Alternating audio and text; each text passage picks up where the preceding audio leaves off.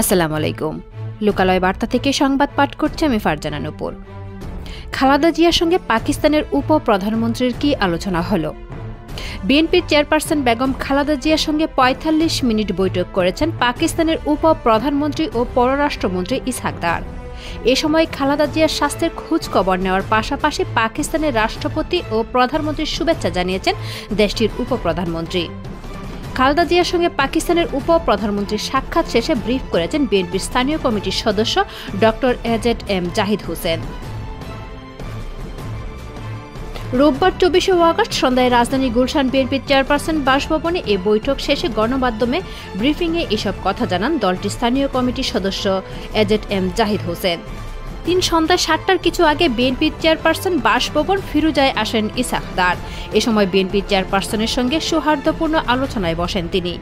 বৈঠকে উপস্থিত ছিলেন বিএনপির মহাসচিব মির্জা ফখরুল ইসলাম আলমগীর এবং দলের স্থানীয় কমিটির সদস্য ডক্টর এজেড-এম জাহিদ হোসেন।